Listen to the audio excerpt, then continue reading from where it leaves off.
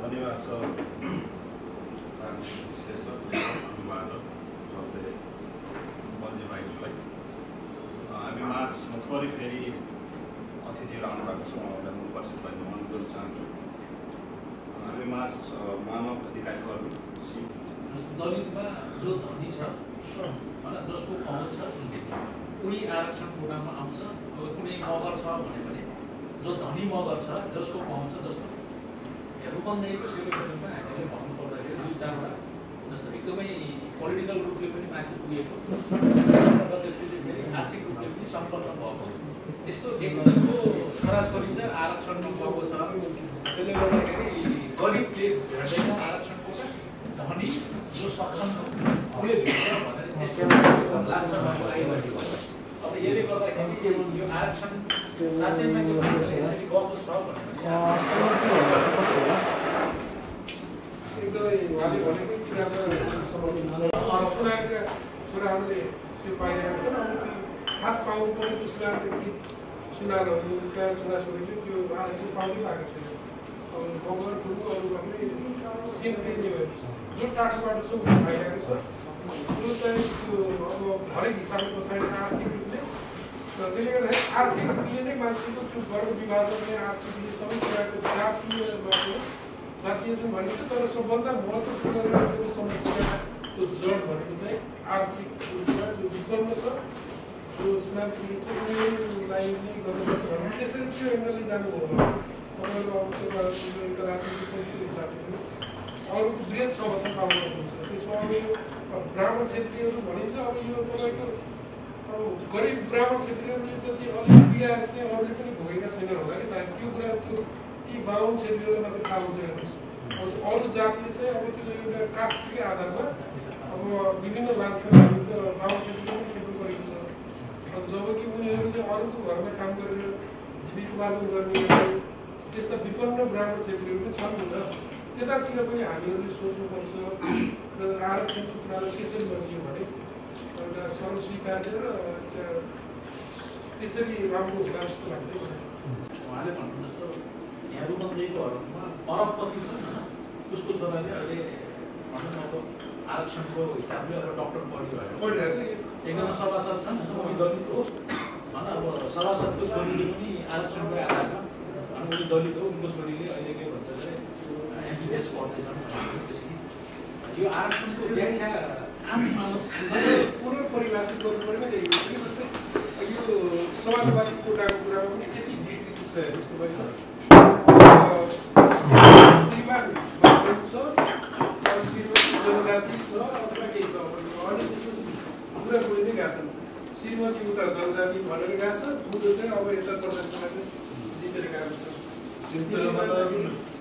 जनजाति नै गएको होला होइन।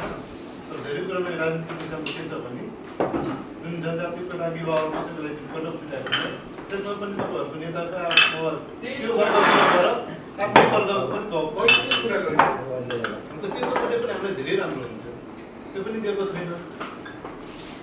अनि अर्को कुरा मैले के भन्नु खोजेको थिएँ हाम्रो जस्तै यो आरक्षण भनेको छन् सरकारी अब भनौँ न लोकसेवाको लागि जुन यो कार्डहरू छ नि हाम्रो लागि त्यसमा कति अब कर्मचारीहरू छन् खाएर अवस्थामा हाम्रो जुन यो हामीले त 45% मात्रै भन्छ 45% अरूले पाउने हो। तर कारण सेवाहरूमा एउटा ठाउँमा अहिलेको कन्डिसनमा एउटा कार्यालयमा 20वटा कर्मचारी त्यहाँ चाहिन्छ भने 5वटा ठाउँ छन्। 5वटामा एकजना मानवको जनजातिबाट कुनैबाट एउटा कोटाबाट गयो तर त्यो बाँकीको जुन 15जना छन् सबै करारबाट जुन गएको छन् त्यो हाम्रो जनजातिबाट गएको छैन। यो करार जति छ त्यसले चाहिँ हटाउनु पर्छ। पहुँचको आधारमा हाम्रो त पहुँच छैन। एउटा पहिला पहुँच नभएको मान्छे जसको पहुँच छ सबै भर्ती भएको त्यसको भन्दा पहिला हटाउनु पर्छ। त्यो हट्यो भने 20जनाको कोटा हुन्छ 20जनाहरू डिभाइड हुन्छ त्यसमा अलिकति बढी पहुँच दियो कि जातीय समस्यालाई थोरै हल त गर्दैन यसले किन राहतसम्म होला कि भनेर चाहिँ नि नेपालको सन्दर्भमा चाहिँ आरक्षण आएको। अब आरक्षण कुन मापदण्डमा गरिबीको मापदण्ड पनि हुन्छ, नहुने होइन कि नेपालकै संविधानमा पनि लेखेको छ सबैलाई खस आर्यले पनि आरक्षण पाउने भन्ने छ। गरिब जुन विपन्न छ, तर हामीले यसरी हेर्नु पर्यो कि वर्गीय कारणले एउटा बाहुनको छोरा किराँतीको घरमा बस्छ, एउटा गरिब बाहुनको छोरा किराँतीको घरमा बस्छ, तर जातीय रूपले त्यो धनी किराँती चाहिँ बाहुनको राज्यमा बस्छ। हामीले कसरी बुझ्नु राज्य र गाउँ? यहाँ चाहिँ हामी घर त छ, दलितको, आदिवासीको छ, मधेसीको छ, तर राज्य छैन। त्यसमा यो राज्य मेरो पनि हो है बनाउनको लागि, यो राज्य मेरो पनि हो है भनेर उसले आवाज दिलाउनको लागि एउटा सानो यस्तो समस्या त समाधान गर्दैन, एउटा सानो मेसिनरी आरक्षण। मैले भने कि रुकुम रोल्पाको कुनै एउटा बाहुनले भैँसी चराएर खाएर के भयो त? अर्को बाहुनले त सिंह दरबार हल्लाएर बसेको छ। एउटा बाहुन टिकी कुटेर बसे के भयो त? अर्को बाहुन देश चलाएर बसेको छ। एउटा गरिब बाहुनले पनि जातीय रूपमा गौरवानुभूति गर्छ, म गरिब भएर विपन्न भएर के भयो त? मेरो अर्को मेरो दाजु मेरो वंश त यो देश चलाइरहेको छ है। यसमा यो मेरो बुझाइमा पूर्णता नहोला, तर यसमा केही सत्यता छ कि वर्गीय रूपले एउटा गरिब बाहुन एउटा धनी किराँतीको घरमा बस्छ, तर त्यो धनी किराँती चाहिँ त्यो गरिब बाहुनको राज्यमा बस्छ। कसरी? जस्तै किराँती प्रोपर्टी भनेको जस्तै गोठाको गाई, फेरि गाई चाहिँ खाएको छ यहाँले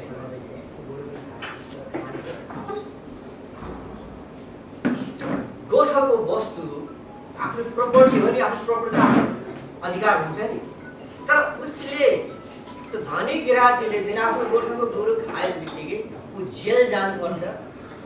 त्यो गरिब बाहुनको जातीय मूल्य र मान्यता अनुसारको राज्य छ नि त। वर्गीय रूपले त्यो बाहुनको घर नहोला, तर उसको राज्य छ, उसको जातीय मूल्य र मान्यता अनुसार चाहिँ राज्य सत्ता निर्माण भएको छ, सरकार छ। त्यसरी आफू गरिब भएर के हो? फेरि बाहुन गरिबी रहनुपर्छ भन्ने पनि होइन, गरिबीलाई समाधान गर्ने उपायहरू पनि हुनुपर्छ। मान्छेलाई अधिकार मात्र भएर हुँदैन, सोच साधन पनि हुनु पर्यो। मान्छेले अधिकारको पहिचान मात्रै पुरा गरेर भएन, उसलाई सोच साधन पनि चाहियो, रोटी पनि चाहियो, अधिकार रोटी। जातीय समस्यालाई थोरै हल त गर्दैन यसले, के पनि राहतसम्म होला कि भनेर चाहिँ नि नेपालको सन्दर्भमा चाहिँ आरक्षण आएको। अब आरक्षण कुन मापदण्डमा? गरिबीको मापदण्ड पनि हुन्छ, नहुने होइन कि नेपालकै संविधानमा पनि लेखेको छ सबैलाई खस आर्यले पनि आरक्षण पाउने भन्ने छ।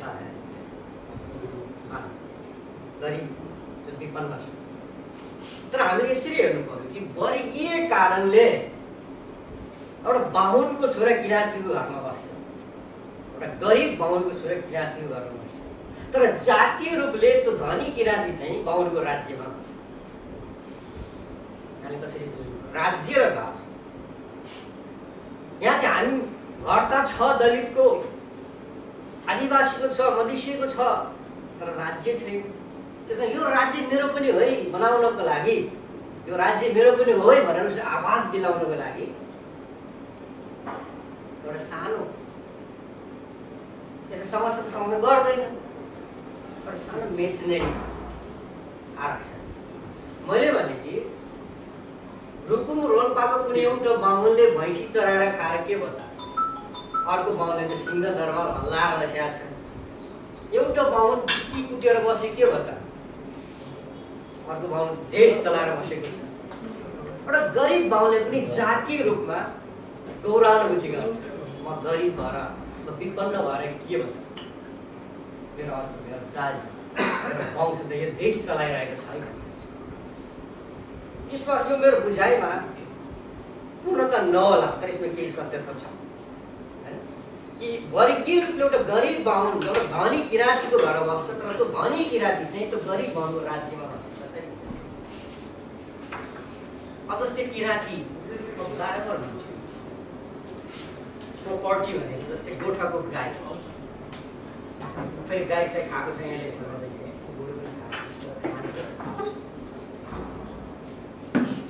गोठाको वस्तु आफ्नो प्रपर्टी हो नि, आफ्नो प्रभुता अधिकार हुन्छ नि। तर उसले त्यो धनी गिरातीले चाहिँ आफ्नो गोठाको गोरु खाए बित्तिकै ऊ जेल जानुपर्छ। त्यो गरिब बाहुनको जातीय मूल्य र मान्यता अनुसारको राज्य छ नि त। वर्गीय रूपले त्यो बाहुनको घर नहोला तर उसको राज्य छ, उसको जातीय मूल्य र मान्यता अनुसार चाहिँ राज्य सत्ता निर्माण भएको छ, सरकार छ। त्यसरी आफू गरिब भएर के भयो? फेरि बाहुन गरिबी रहनुपर्छ भन्ने पनि होइन, गरिबीलाई समाधान गर्ने उपायहरू पनि हुनुपर्छ। मान्छेलाई अधिकार मात्र भएर हुँदैन, उसलाई सोच साधन पनि हुनु पर्यो। मान्छेले अधिकारको पहिचान मात्रै पुरा गरेर भएन, उसलाई सोच साधन पनि चाहियो, रोटी पनि चाहियो, अधिकार रोटी भन्ने गुनासो नहोस् राजनीतिक समस्या भनेको। जब राजनीतिक समस्या हुनु भनेको त्यो मुलुकको स्थायी शान्ति कायम हुनु, स्थायी शान्ति कायम हुनु भनेको त्यो मुलुकमा पुँजी र प्रवृत्तिको परिचालन हुनु, पुँजी र प्रवृत्तिको परिचालन हुनु भनेकै आर्थिक विकास हुनु, आर्थिक विकास हुनु भनेकै हामी समाजवादतिर गम गर्नुपर्छ, एउटा बाटो तय गर्नु। त्यसकारण हाम्रो समस्या वर्ग पनि हो, जाति पनि हो। त्यसकारण नेपालको सन्दर्भमा यो आरक्षण चाहिँ फेरि आरक्षण लागू गर्ने सत्ताधारीहरू नै हो, बुझ्छ नि त। अब यो मुलुक एकल जाति उत्पीडक राज्य जस्तो देखियो है, जताततै पनि एक छत्र एउटै मात्रै समुदायको देखियो है। आरक्षणको माध्यमबाट भए पनि केही यसो प्रतिनिधित्व गराउनु, सहभागिता गराउनु भन्ने हेतुले चाहिँ आयो। र यसलाई चाहिँ हुन्छ अब नकारात्मक पक्ष सकारात्मक पक्ष सबै ठाउँमा हुन्छ। अब यसमा टेकेर चाहिँ कतिले हो मान्छे अगाडि बढ्ने भनेको जो फेरि यसको मतलब हामी प्रतिस्पर्धाबाट डराएको पनि होइन, होइन प्रतिस्पर्धा हुनैपर्छ, तर अधिकारको लागि होइन प्रतिस्पर्धा, अवसरको लागि हुनुपर्छ। हाम्रो मान्यता सैद्धान्तिक मान्यता अधिकारको लागि होइन अवसरको लागि प्रतिस्पर्धा हुनुपर्छ। जस्तै मेरो यो जुन आरक्षण भन्ने कुरा छ, आरक्षण कुरा भनेको रिप्रेजेन्टेटिभको लागि हो, त्यो पनि हो ताकि उनीहरूको त्यो प्रतिनिधित्व देखियोस् न। एउटै मात्रै जातिको त्यहाँ रहेन चाहिँ अरू जातिको रहेछ भने आर्थिकसित नजोडिएर यो के मतलब यहाँ उसको प्रेजेन्टेसन हुनु पर्यो भन्नेसित जोडेको कुरा। सही भयो, मैले भने नि जाति प्रतिनिधित्वबाट त्यस्तो कुरा हो कि म गरिब, म बाहुन भएँ, म गरिब भएर के भयो त सिंहदरबार हल्लाएर बस्ने यो देशको शासन गर्ने त मेरै वंश त छ नि, मेरै गोत्रको मान्छे छ नि भन्ने हुन्छ क्या। त्यो हो किसिमको यो भावनात्मक कुरा पनि हो क्या, यो एउटा गौरवानुभूति होइन। अब जस्तै प्रशासनमा अब ठेला तान्ने दलितले म नगरे के भयो त, कमसेकम मेरो समुदायको मान्छे त त्यहाँ छ है, यतिको लागि हो कि आरक्षण दिनु। अब गरिबीको समस्या त आफ्नो ठाउँमा छँदैछ, अनि कसरी हल गर्ने, देश कसरी विकास गर्ने भन्नु आफ्नो ठाउँमा छँदैछ। नेपालको सन्दर्भमा चाहिँ दलितले खान पाएन, आदिवासीले खान पाएन, मधेसीले खान पाएन, त्यो धनी भएन भनेर चाहिँ आरक्षण आएको होइन। किनभने यो नेपालको राज्य सत्तामा एकल जातिको एक सत्र भयो, एकल जाति उत्पीडक राज्य जस्तो भयो। त्यसकारण यो सबैको है, सबै अपराध बनाऊ है भन्ने हेतुले चाहिँ आएको। अब त्यसमा चाहिँ अब सबल चाहिँ दलित जाओस् कि एउटा धनी जाओस् कि त्यो त्यसमा चाहिँ इट डजन्ट म्याटर यो सन्दर्भमा। त्यसकारण यस विषयमा आफ्नो आफ्नो मत राय त हुन्छ नि, तर नेपालको सन्दर्भमा यसले केही हदसम्म एउटा जातीय समस्या, त्यो जातीय समस्या अघि एउटा हाम्रो पुर्खाहरूले पनि कहाँ जात क्रिएट गरेर अलिकति गलत गरेर त्यही समस्यामै हामीले समाधान गर्छ। नेपालमा यो आरक्षणको त पूर्णता छैन र हामीलाई त के लाग्छ भन्दा यसको पर्सेन्टेजहरू हाई गर्नुपर्छ र यो सन्दर्भमा नेपाली जस्तो नेपाल मगर सङ्घ होइन किराँत तपाईँको विभिन्न जातीय सङ्गठनहरू त स्थापित छन्, तिनको आवाज कहाँ छ?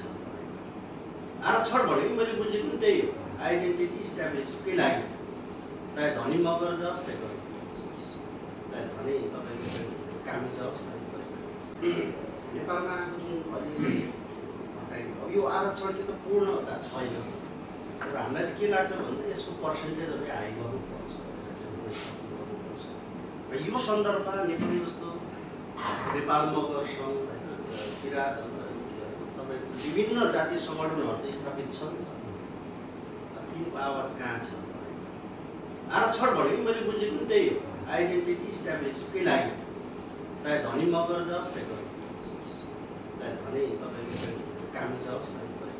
राज्य भनेको त सबैको हो नि, त्यो राज्य सबैको भइसकेपछि त्यो सबै समुदायको त्यहाँ प्रतिनिधित्व हुनु पर्यो, त्यहाँ सबै समुदायको स्वामित्व हुनु पर्यो। अहिले त आरक्षण मात्रै आएको छ, भोलि त्यस्तो आन्दोलन पनि हुनसक्छ जुन बेला आरक्षण होइन जाति जनसङ्ख्याको आधारमा राज्य सत्ताको हुने सुविधाहरू हुनु पर्यो भन्ने दिन आयो भने चाहिँ के हुन्छ नहोला भन्न सकिन्छ नि।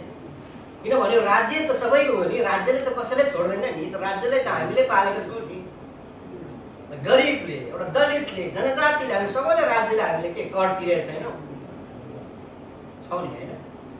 राज्य त सबैको हो नि त, साझा हो नि त। त्यसकारण राज्य सत्तामा आफ्नो प्रतिनिधित्व हुनु, राज्य सत्तामा आफ्नो स्वामित्व कायम हुनु भनेको त अवसर भने त अधिकार हो। त्यसकारण अधिकारको लागि प्रतिस्पर्धा होइन।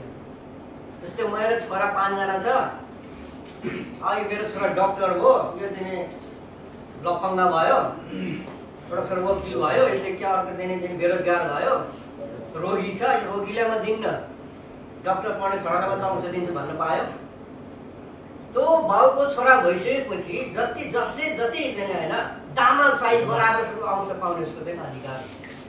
एउटा उदाहरण लागि भने अब म दार्शनिक भए मलाई चाहिँ अलिक धेरै चाहिँ अंश हुनुपर्छ भन्न पाएन। एउटा अपाङ्ग अवस्था निर्दो छोरा हो, जति सबल जति विद्वान छोराले जति अंश पाउँछ त्यति निर्बलले पनि पाउँछ, उसको अधिकार। तर दक्षताको कामको लागि, अवसरको लागि फेरि हामी यो भन्दैन समानुपातिक चाहिन्छ आरक्षण चाहिन्छ भन्दैन होइन। दक्षताको कामको लागि प्रतिस्पर्धै चाहिन्छ। जस्तै एउटा फुटबल टिममा कति सदस्य हुन्छ, अब 11 जना पनि आरक्षण समानुपातिक खोज्न थाल्यो भने त्यो खेल कस्तो होला? त्यो खेल खेल्न सक्ने क्षमता जसको छ ऊ खेल्न जाने हो त्यहाँ, चाहे त्यो 52 मात्रै किन नजाओस्, दक्षता चाहियो, दक्ष छ भने। तर दलित मात्रै भयो भने हामीले टाउको दुखाउने कुरा होइन। त्यो टिममा 11 जना पनि हामीले समानुपातिक खोज्ने आरक्षण खोज्ने भन्दैन। फेरि आरक्षणको कुरा समानुपातिकको कुरा हामीले चाहिँ कुनै कुनै भावना उठाएको थियो। त्यसकारण अब जस्तै कुनै पनि एउटा खोज अनुसन्धानबाट कमिसनहरू खडा गर्छ नि राज्य सरकारले, त्यहाँ दक्ष मात्रै जाउँछ, हाई स्किल मान्छे, रिसर्च जस्तो कमिसन हुन्छ नि विभिन्न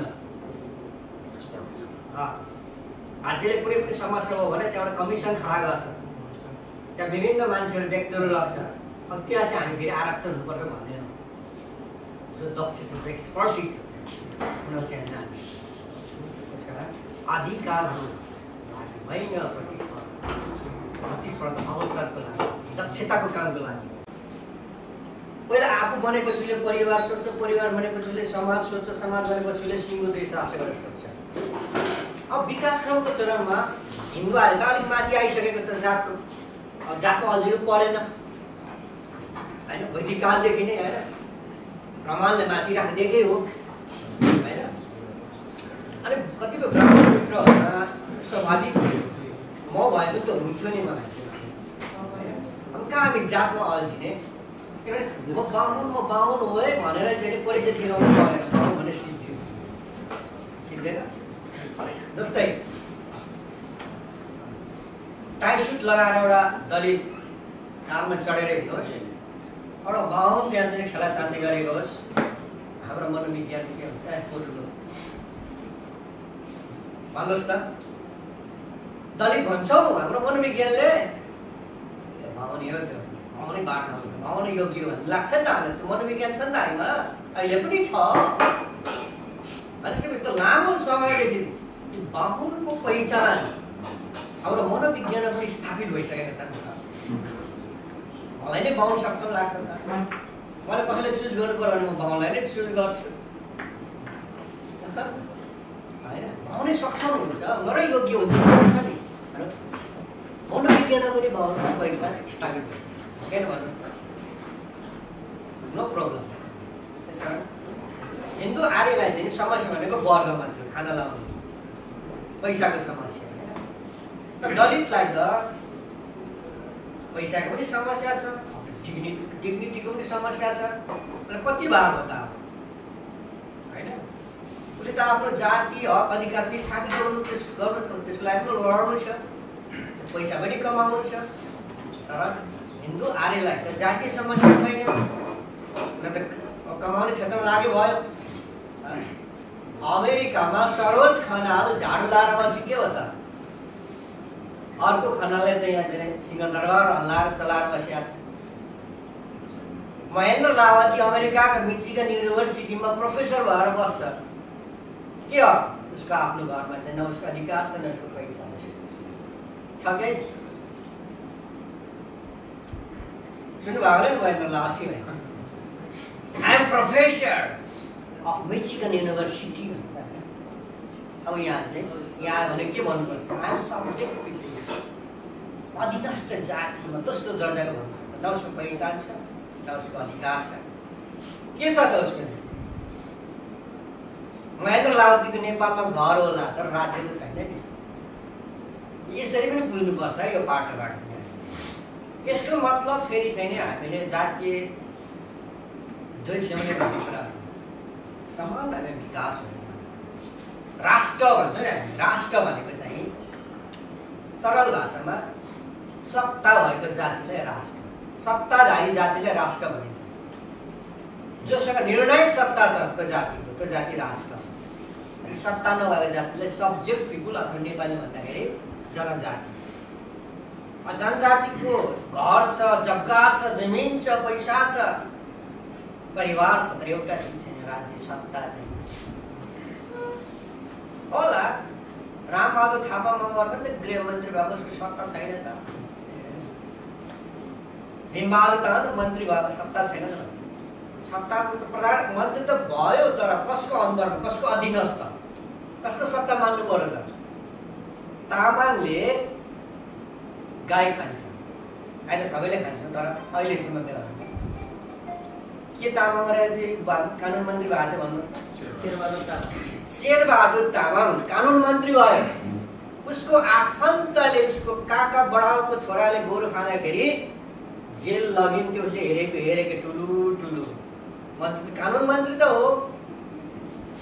त्यो कानुन खारेज गर्ने त पावर छ त, अधिकार छ त। यो कानुन खारेज गर्नु पर्यो, यो विवेककारी, यो कानुन हो, यो ऐन हो भन्यो भने उसको मन्त्री बन्ने चान्स छ। किनभने ऊ राज्यविहीन, ऊ राष्ट्र होइन, जनजाति। त्यसकारण हाम्रो मान्यता चाहिँ हामी बहुल राष्ट्रियता भनेको हामी। अब बहुल राष्ट्रियता भन्ने बित्तिकै यो धेरै देश टुक्राउनु भयो भन्ने त्यो क्या नेपालको चाहिँ कथित बुद्धिजीवीहरू छन् नि, उनीहरू पुरै बुझ्दैन। बहुल राष्ट्रिय भनेको, बहुल राष्ट्रिय राज्य भनेको चाहिँ सबै समुदायहरू जनजातिको हैसियतबाट राष्ट्रको चरणमा पुगेको। बहुराष्ट्रिय राज्य भनेको त्यस्तो राज्य हो जहाँ सबै जातिहरूको राज्य सत्तामा निर्णायक भूमिका हुन्छ। सबै जातिहरूको राज्य सत्तामा निर्णायक भूमिका भएको राज्य नै बहुराष्ट्रिय राज्य हो। तर गलत गलत अर्थ लगाएको छ हामीले। हामी सबैलाई चाहिँ राष्ट्रको हैसियत पुर्याउन चाहन्छ, सबै समुदायका मान्छेहरू। त भएको हुनाले अब आरक्षण भन्ने कुराहरू एउटा सानो प्रोग्राम मात्र हो, यसले निर्णायक त बनाउँदैन। त्यही पनि नहुनु मामा भन्दा कानो मामा भन्छ नि। र यसमा चाहिँ हामीले गुनासो गर्नुपर्ने के कारण छ? के हुन्छ जाति म भएन, तर मेरो छिमेकीहरूता कोही चाहिँ है जातीय समस्या भोगिरहेको छ, घरभित्रै बस्न पनि नपाउने होइन, पछि अधिकारविहीन भएर बसेका छन्, विरोध विद्रोही भएर बसेका छन्। अनि म चाहिँ सबल सक्षम हो भनेर बस्नु कुनै अर्थ हुन्छ त्यसको? आफू जस्तै छिमेकीलाई पनि बनाउनु। हाम्रो मात्रै होइन कि जस्तै हिन्दू आर्य जुन ठाउँमा पुगेको छ त्यो ठाउँमा तल झार्ने होइन, अरूलाई पनि त्यही ठाउँमा पुर्याउने के। अल्ब्रेक्ट क्यामुले भनेको थियो कि होइन, यहाँ समय छ कि छैन, कति बजे छ तपाईँको समय होइन, अब चाहिँ समय काटिनुहुन्छ अब। सर एउटा कुरा के अझै आधी घन्टा छ, यो जनजाति एउटा राष्ट्र छ नि हाम्रो, यसलाई क्लासिफाई गरेको र यसलाई क्याटेगोराइज गरेको त नेपाल गभर्मेन्टले नै हो होइन। अब अहिले भर्खर रूपमा जोगीले भन्नुभयो होइन, अब जनजाति कसलाई भन्ने, जसको आर्थिक पहुँच छैन, जसको चाहिँ राजनीतिक पहुँच छैन होइन, अब जस्तो चाहिँ अब व्यावसायिक पहुँचहरू छैन, औद्योगिक क्षेत्रमा मात्र छैन, होला जनजातिहरूमा होइन। केही मान्छेहरू चाहिँ उच्च पोस्टमा हुनुहुन्छ होइन, जस्तै अरूले भन्नुभयो, केही मान्छे चाहिँ होला सक्छ, तर 80% मान्छे जनजातिहरू सक्षम छैन नि। 80% खसारेहरू जुन राष्ट्रको भाषामा परिभाषित हुनुभएको छ, उहाँ चाहिँ 80% हुनुहुन्छ। र उहाँले चाहिँ अलिकता त्यसलाई सहज बनाएर लैजाने, त्यसमा हाम्रो पनि समर्थन छ भन्ने कुरा चाहिँ अलि चित्त बुझेर उहाँ अब त्यो चाहिँ हजुर, अब त्यो चाहिँ कस्तो भने अब यो प्र्याक्टिस चाहिँ नेपालमा मात्रै प्र्याक्टिस भएको कुरा होइन, यो छिमेकी राष्ट्र भारतमा पनि भइरहेको छ। अब यो आरक्षण भन्ने बित्तिकै एउटा आइडेन्टिटी, आफ्नो आइडेन्टिटीलाई चाहिँ उहाँ पुर्याउने हो नि त, आइडेन्टिटी होइन। जातिकै कारणले, जातिकै समस्याको कारणले नेपालमा आरक्षण आएको हो। त्यो आरक्षण आवश्यक पनि छ सर, योग्यताको आधारमा त ठिकै छ, हामी कम्पिटिसन गर्नै पर्छ होइन। अब डक्टरको लागि चाहिँ तलको मान्छेलाई डक्टर बनाउनु भएन, तर आदिवासी जनजातिभित्र पनि योग्य मान्छेहरू हुँदाहुँदै पनि उहाँले चान्स पाएको छैन, अवसर पाएको छैन। त्यसैको लागि चाहिँ हामीले आरक्षण गरिरहेको छ। के हुन्छ जाति म भएँ, तर मेरो छिमेकीहरू त कोही छैन है, जातीय समस्या भोगिरहेको छ, घरभित्रै बस्न पनि नपाउने होइन, पछि अधिकारविहीन भएर बसेका छन्, विद्रोही भएर बसेका छन्। अनि म चाहिँ सबल सक्षम हो भनेर बस्नु कुनै अर्थ हुन्छ त्यसको? आफू जस्तै छिमेकीलाई पनि बनाउनु। हाम्रो मात्रै होइन कि जस्तै हिन्दू आर्य जुन ठाउँमा पुगेको छ त्यो ठाउँमा तल झार्ने होइन, अरूलाई पनि त्यही ठाउँमा पुर्याउने के। अल्ब्रेक्ट क्यामुले भनेको थियो कि होइन, यहाँ समय छ कि छैन, कति बजे छ तपाईँको समय होइन, अब चाहिँ समय काटिनुहुन्छ अब। सर एउटा कुरा के अझै आधी घन्टा छ, यो जनजाति एउटा राष्ट्र छ नि हाम्रो, यसलाई क्लासिफाई गरेको र यसलाई क्याटेगोराइज गरेको त नेपाल गभर्मेन्टले नै हो होइन। अब अहिले भर्खर रूपमा जोगीले भन्नुभयो होइन, अब जनजाति कसलाई भन्ने, जसको आर्थिक पहुँच छैन, जसको चाहिँ राजनीतिक पहुँच छैन होइन, अब जस्तो चाहिँ अब व्यावसायिक पहुँचहरू छैन, औद्योगिक क्षेत्रमा मात्र छैन, होला जनजातिहरूमा होइन। केही मान्छेहरू चाहिँ उच्च पोस्टमा हुनुहुन्छ होइन, जस्तै अरूले भन्नुभयो, केही मान्छे चाहिँ होला सक्छ, तर 80% मान्छे जनजातिहरू सक्षम छैन नि। 80% खसारेहरू जुन राष्ट्रको भाषामा परिभाषित हुनुभएको छ, उहाँ चाहिँ 80% हुनुहुन्छ। र उहाँले चाहिँ अलिकता त्यसलाई सहज बनाएर लैजाने, त्यसमा हाम्रो पनि समर्थन छ भन्ने कुरा चाहिँ अलि चित्त बुझेर उहाँ यहाँ अब त्यो चाहिँ हजुर, अब त्यो चाहिँ कस्तो भने अब यो प्र्याक्टिस चाहिँ नेपालमा मात्रै प्र्याक्टिस भएको कुरा होइन, यो छिमेकी राष्ट्र भारतमा पनि भइरहेको छ। अब यो आरक्षण भन्ने बित्तिकै एउटा आइडेन्टिटी, आफ्नो आइडेन्टिटीलाई चाहिँ उहाँ पुर्याउने हो नि त, आइडेन्टिटी होइन। जातिकै कारणले, जातिकै समस्याको कारणले नेपालमा आरक्षण आएको हो। त्यो आरक्षण आवश्यक पनि छ सर, योग्यताको आधारमा त ठिकै छ, हामी कम्पिटिसन गर्नै पर्छ होइन। अब डक्टरको लागि चाहिँ तलको मान्छेलाई डक्टर बनाउनु भएन, तर आदिवासी जनजातिभित्र पनि योग्य मान्छेहरू हुँदाहुँदै पनि उहाँले चान्स पाएको छैन, अवसर पाएको छैन। त्यसैको लागि चाहिँ हामीले आरक्षण गरिरहेको छ।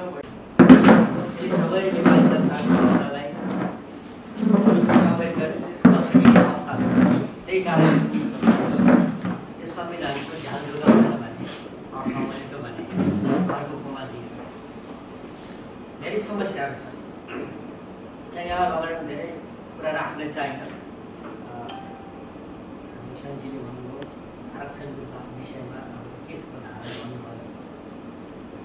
अब आरक्षणको विषयमा सबैभन्दा पहिला ब्ल्याक एन्ड व्हाइट घोषणा पत्रमा लेख्ने राजनीतिक पार्टी भनेको जनमुक्ति लेखियो। अब आरक्षणबाट हामी डराउनु पर्छ जस्तो मलाई लाग्दैन। आरक्षण हामी सबै वास्तवमा यो अवस्थामा चाहिँ आरक्षणबाट आएका हौँ। जस्तै नेपालको प्रधान न्यायाधीश शैलेन्द्र शमशेर राणा उहाँमार्फत एक किसिमको चाहिँ आरक्षण सम्बन्धी आरक्षणले जातिको आधारमा एउटा आवश्यकताको आधारमा दिनुपर्छ भन्ने प्रकारको एउटा भर्डिक्ट आयो। सररै हेर्दा त जस्तै हो। त हुन त अब सर्वोच्च अदालतको यो निर्णयबाट आरक्षणको लागि जुन अभ्यास भइरहेको कुराहरू जति छन् ऐन छ सबै चाहिँ भइड हुन्छ भन्ने होइन। तर उसले चाहिँ सर्वोच्च अदालतको चाहिँ आदेशले चाहिँ एउटा कुन कुराको एउटा डिस्कोर्स निर्माण गरेको छ भन्दाखेरि आरक्षण चाहिँ एउटा आवश्यकताको आधारमा सबैले आवश्यकतै छैन भन्ने खोजेको आशा यो किसिमको डिस्कोर्स आवश्यक भन्ने छ। र तपाईहरु जस्तो एउटा एक जातिलाई राज्यले च्याकेर लिएकै हो नि, एउटा विशेष सुविधा लिएकै हो नि, आरक्षणको कन्टेन्टै हो त्यो पनि, तर आरक्षणको भएन भनेपछि आरक्षणले त सबैलाई भलै गर्दो रहेछ। त अहिलेको जुन आरक्षणले कसैको भाग बस्ने पनि होइन र यो कुनै चाहिँ समाजको विधमा भएका तोकेरै भन्नुपर्दाखेरि दलित, मधेसी, एउटा क्लस्टर वाइज भनिदिन्छु, आदिवासी गरिब गयो त आदिवासीले खान पाएन भनेर आरक्षणको कुरा उठेको होइन। तपाईहरुले यसमा क्लियर हुनुहुन्छ। दलित गरिब गयो त्यसकारण दलितलाई धनी बनाउनको लागि आरक्षण दिएको होइन। के भन्दाखेरि परम्परागत राज्य संरचना अन्तर्गत सेनामा, पुलिसमा अथवा जङ्गी सेवामा, निजामती सेवामा एक जातिको मात्रै नेताले हालिमाले एक छत्र भयो। अब त्यसो भइरहँदाखेरि अब डेमोक्रेटिक नर्म एन्ड भ्यालु बोक्ने जो कोही समुदायका मान्छेले पनि के सोच्यो भन्दाखेरि यदि हामी आरक्षणमा गएनौँ भने नेपाल चाहिँ एकल उच्च जातीय उत्पीडक होइन एकल उत्पीडक जातीय राज्य हुनेछ भन्ने चाहिँ ठाउँमै भएकै त्यसकारण एउटै मात्रै जातिको चाहिँ सबै ठाउँमा चाहिँ वर्चस्व कायम हुँदाखेरि नेपाल एउटा मात्र जातिको राज्य जस्तो देखिने हुँदाखेरि समाजका विधमा रहेका जुन सयौं वर्षदेखि उनीहरूलाई चाहिँ राज्य सत्ताबाट किनारा राखिएको थियो उनीहरूलाई पनि चाहिँ ल्याउनको लागि, उनीहरूलाई पनि उत्थान गर्नको लागि आरक्षण अभ्यास ल्याऊ भनेको हो। फेरि अब पीडित जनताले चाहिँ आवाज उठाए तर कार्यान्वयन गर्ने त सत्ताधारीले नै गरेको हो नि।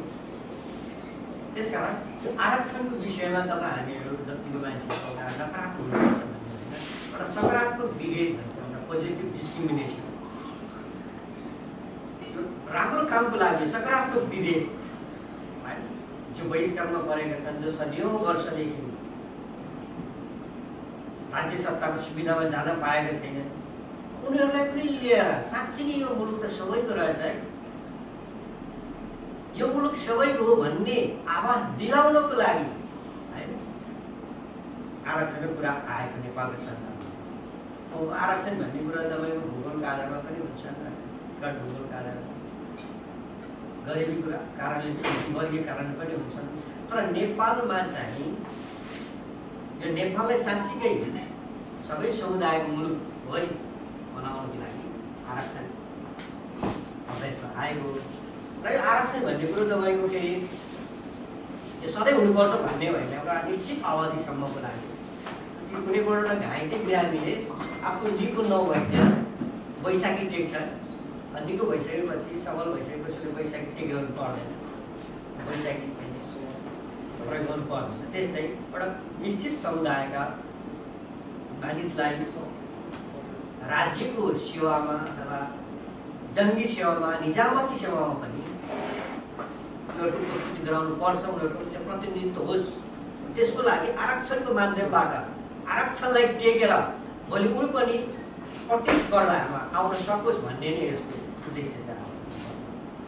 त्यसकारण तपाईँहरूले चाहिँ यस विषयमा नकारात्मक हुनुपर्छ जस्तो लाग्दैन। हामी सबैले हामी सबै बुझेका छौँ कि सबैले चाहिँ हामीले समग्र विकास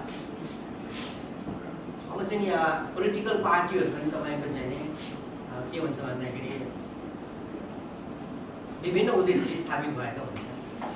कोही चाहिँ एउटा निश्चित वर्गलाई केन्द्रमा राखेर अगाडि बढ्ने, कम्युनिजम तपाईँलाई भन्ने गर्दैन, एउटा वर्गलाई केन्द्रमा राखेर अगाडि बढ्ने,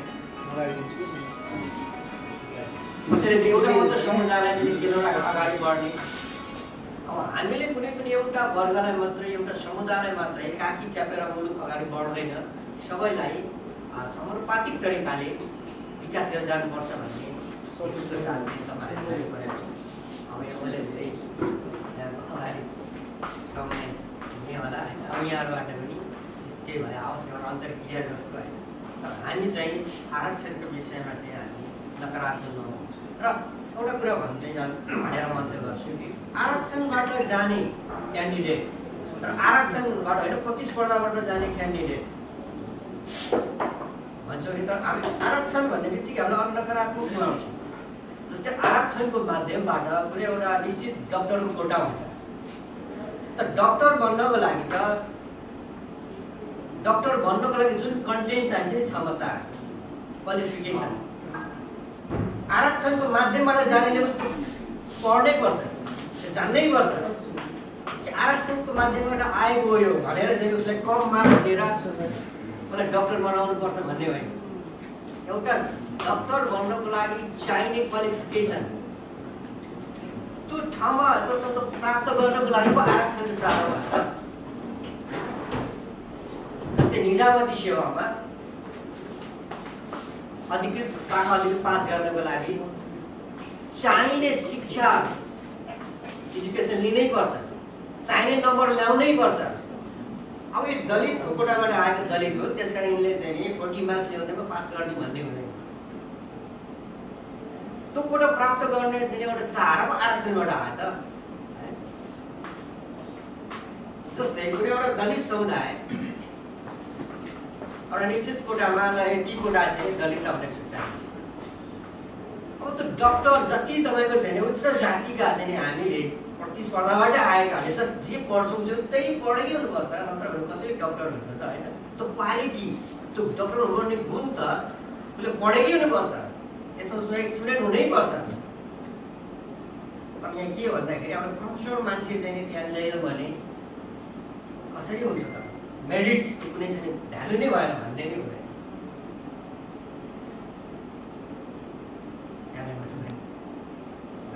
मेरो कुरा यति नै।